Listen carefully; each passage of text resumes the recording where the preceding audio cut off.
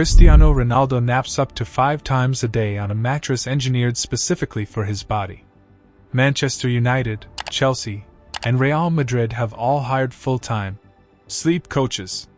One Premier League club bought 30 inflatable sleep pods that can be assembled in under 8 minutes. And England's national team just flew custom mattresses, cooling toppers, and blackout eye masks across the Atlantic for the World Cup. Because somewhere along the way, football figured out something the rest of us are still sleeping on.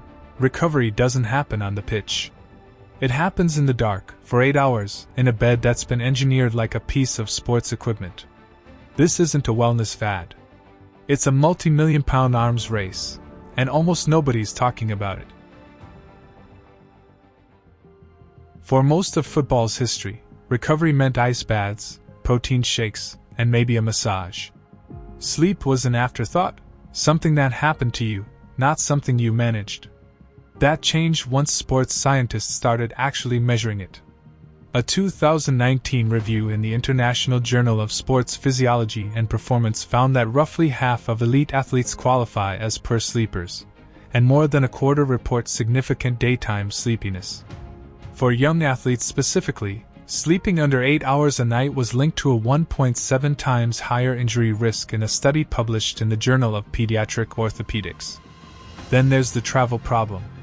Studies tracking Premier League and Champions League players using Whoop straps have shown that match nights consistently push bedtimes later and shorten total sleep, partly because bright stadium lighting delays the body's natural melatonin release, and partly because a 90-minute adrenaline dump doesn't just switch off at the final whistle.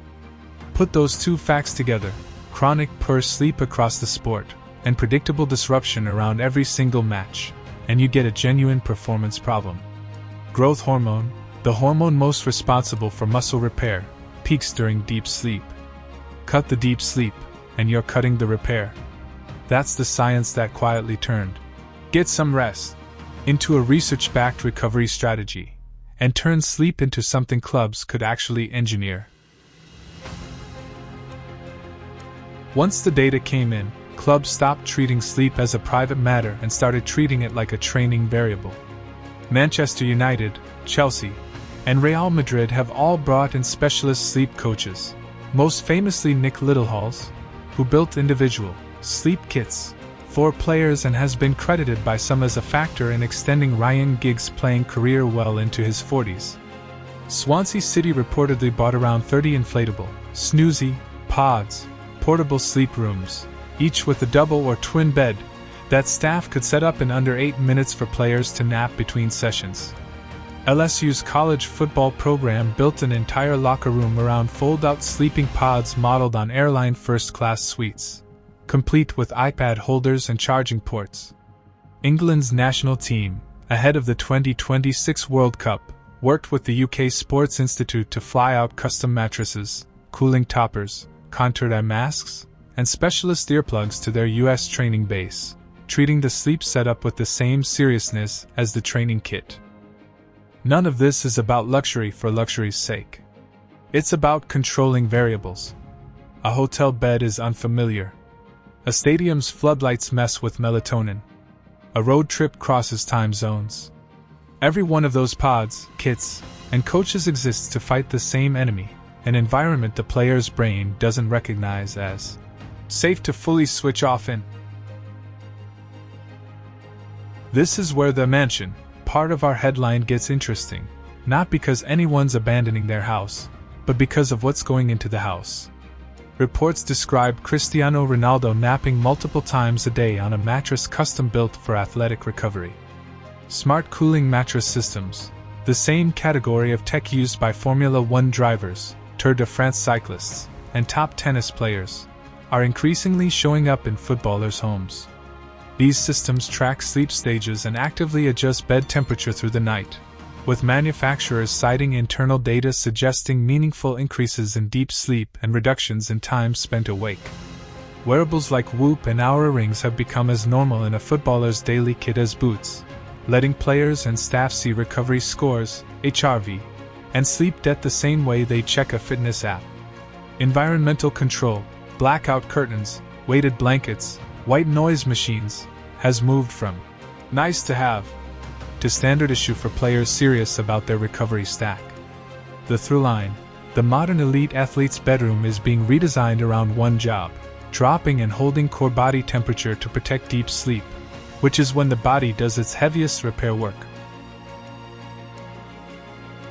A handful of companies have positioned themselves at the center of this shift. 8 Sleep, makers of the Pod, a cooling/heating smart mattress system, count Formula One and Tour de France athletes, plus top-ranked tennis players, among their sponsored users, and market their tech directly around sleep stage optimization. Said Sleep, a UK sportswear brand focused on thermoregulating sleepwear, is now worn by players across several Premier League clubs, working from the idea that what's touching your skin matters as much as the mattress underneath you. Whoop and Aura are the wearables that turned "How did you sleep?" into a number you can text your physio. This is also, worth noting, a growing business. Sleep tech for athletes is being marketed hard, and some of the X% increase in deep sleep style stats you'll see quoted come from manufacturer data, not always independent, peer-reviewed studies. That distinction matters if you're the one considering buying in. Worth asking directly: does any of this measurably change outcomes? The honest answer is probably, but it's hard to isolate. Peer-reviewed research does confirm the underlying problems this tech is trying to solve. Poor sleep is common among elite athletes, travel disrupts it further, and short sleep correlates with higher injury risk in young athletes. What's harder to prove with the same rigor is that any single gadget, a specific mattress, a specific pod, is the thing moving the needle, versus the combination of consistent bedtimes, temperature control, light management, and simply paying attention to sleep at all. You don't need a 6-figure sleep pod to apply the same principles the science points to.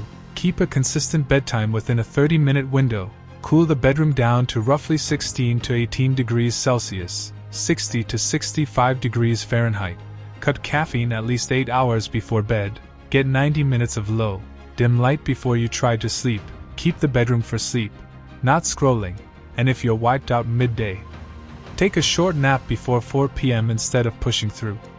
Same underlying science the pros are paying 5 and 6 figures for. You're just doing the free version. So no, Cristiano Ronaldo isn't selling his mansion for a pod in a warehouse. But the mansion now has a sleep lab in it. And that's the real headline. In elite football, rest stopped being the thing that happens after the work, and became part of the work itself. If you found this interesting, subscribe, and let me know in the comments which piece of sleep tech surprised you most.